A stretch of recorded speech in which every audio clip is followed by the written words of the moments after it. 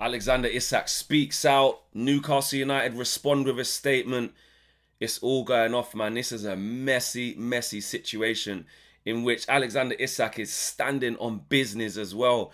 But also, Newcastle United ain't having it. The hierarchy is showing the fans that they're not going to be bullied by a player who's got a few years left on his contract, is paid good money, and has not been receiving promises that he claims are there, and they are putting the club and the fans first. Let me know what you lot are saying on this, man, because Isak has got his feeling on this. We as fans, we don't know both sides of the story. Isak has put that side of the story forward, but the club have come straight back, as you would expect, because Isak's gone public now and laid the law down and still said he ain't going anywhere, and have offered out the olive branch as if to say, come back when you're ready.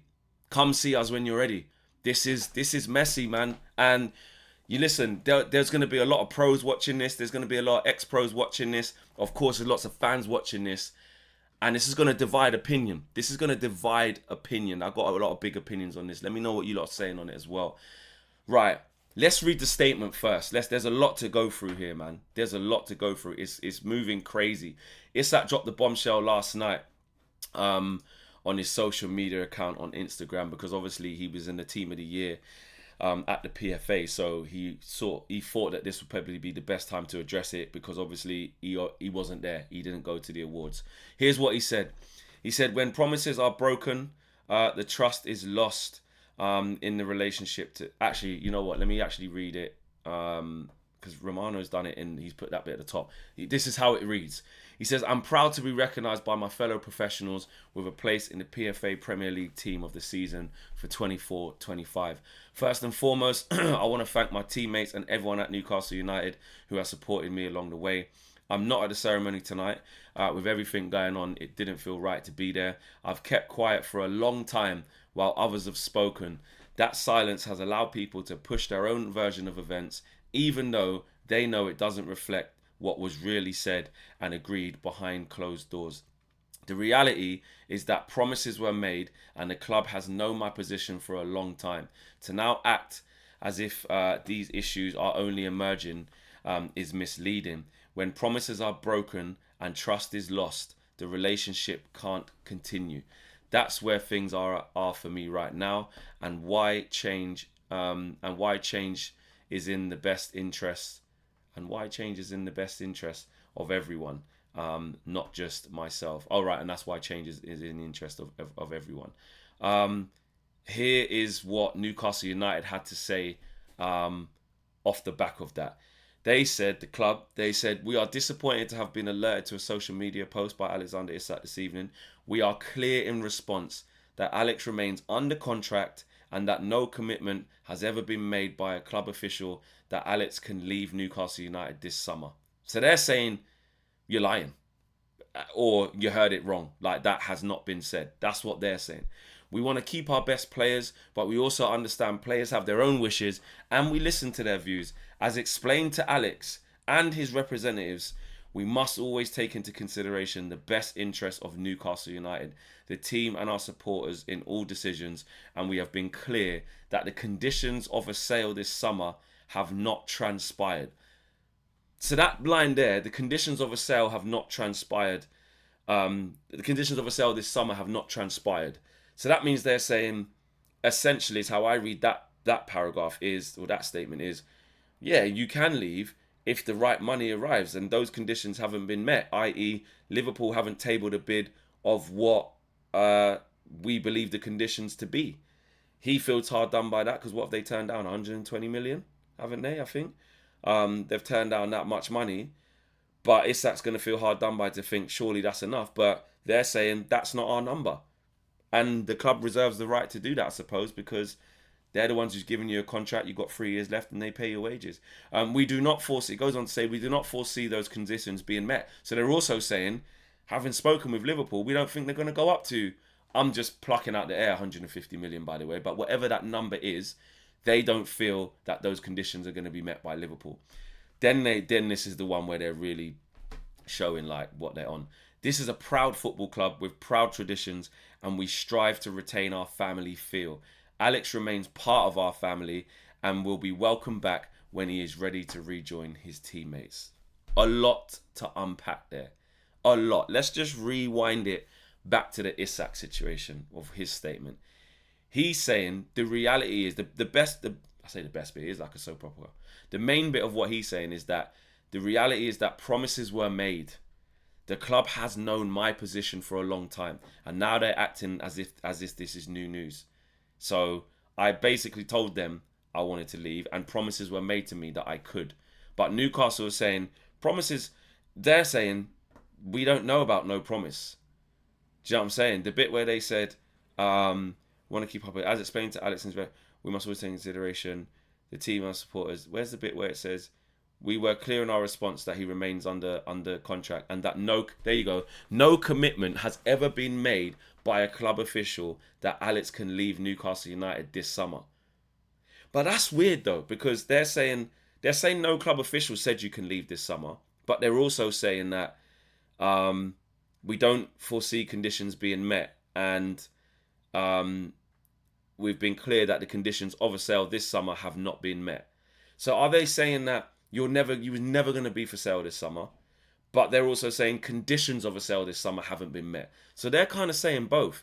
They're saying, and both things can be true. They're saying, listen, before this, there was no club official that's ever told you that you can leave in summer. But when it arose that Liverpool were interested, I think that means that Newcastle United have put a number on it, and those conditions haven't been met.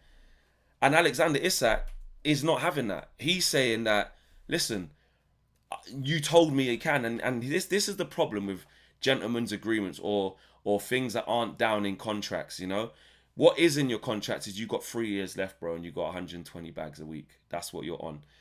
If you have conversations that a man says flippantly or says, yeah, no, we'll probably look at that, Alexander. If big money comes in, we'll probably let you go. But the players take it as gospel, and then when it comes to it, the club just say no. And now the club are standing on business and making an example out of him. And you know what?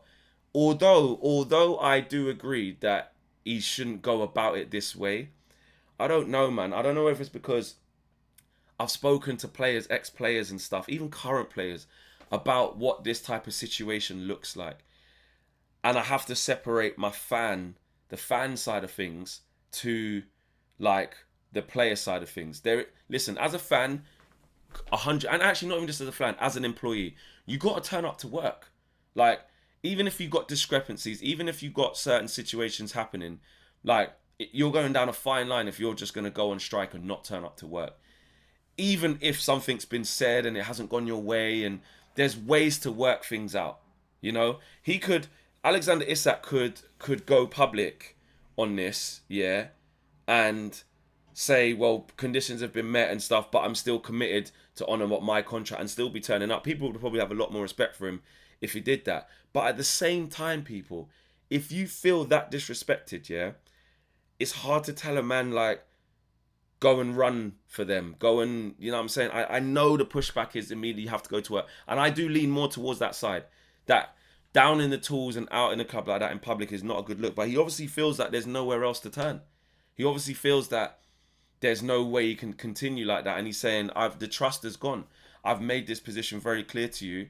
He did, and actually, he's done his job, obviously, in the lead up all last season. Look at the season that he had. He was excellent, helped them win the cup.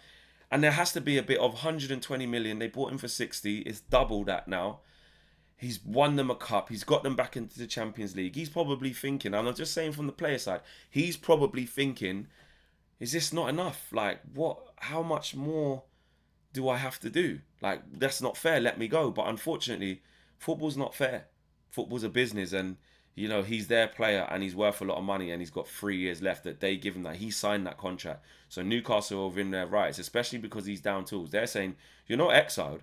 We haven't exiled you. Of course, you stopped training with the team because Eddie Howe's like, you're not committed right now and the window's open, so it's best to stay away. But they're saying that when he decides, right, but basically when he gets the message that he's not leaving, you're welcome back into the family.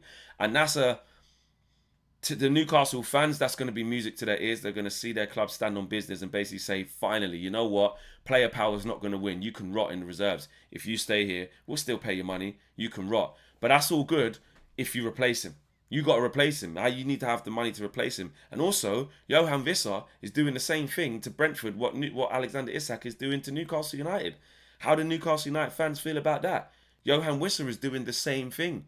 So I don't know. On one hand, there's a little bit of hypocrisy going on, because when it's your club and it's your big player, you just want them back as quickly as possible. But I don't see Newcastle United fans cussing Johan Wissa, saying that's not a player that I want around. You're literally going through the same thing with Alexander Isak, and there ain't no outrage for Johan Wissa. What? Because he's not a bigger player, it's not a bigger club. You have to keep the same energy. So Vissa's also down in tools and taking all Brentford off his social media and putting flipping fade to black on his display pic. Like, he's doing the same thing. He's saying he's down in tools and going on strike. But it's fine because it's Brentford and Johan Vissa's not a bigger player as Isak. Let's keep the same energy. Let's keep the same energy, bro. This happens with players. You look at the Gyökeres situation. He did say, I'm not coming back, and there's been a lot of talk. I'll talk when the time is right. But essentially, he had, gentlemen's agreements, and people saying his agent's messy and this, that, and the other. So these things happen in football all the time. They're never nice. The club has to stand on their business and back themselves over any player and show the fans that they're being serious, and fans want to see that. But players got to stand on their business as well. And if they feel like they're being mistreated, this is what happens. When things aren't clear and transparent. When you look at someone like Eze, he's doing things in the right way, because clearly that line of communication with the club and Steve Parish, and his respect for the club as well, is at a different place to where Alexander Isak's is at a different place to where Johan Vissa's is. So let's see how this happens, man. You just want it to end now, innit? You just want it to end. I don't see how Newcastle United are going to back down from this stance. If you can't go that strong in the public and say that and not back down, the only way this changes is if Liverpool actually do meet the demands of what they're saying. And if Liverpool want him that bad, you better pay what Newcastle are asking for, and then they'll say yes, and everybody's happy. But if they don't, because they don't want to get held to ransom, they might not see Isak as 150, 160 million pounds, whatever the price is. They might not see it as that. So let's see what's happening in this one, man. This is going to keep bumbling on. It's been made public now, which is awful. Let's see. Newcastle United fans, let me know how you're feeling about this. If there's any Brentford fans watching this, let me know. And all the neutrals, let me know if that was your club, your player. How would you want it dealt with? Who's in the right? Who's in the wrong? Let me know. Smash a like on the video. Subscribe to Football Flex. I'm out of here, guys. Peace.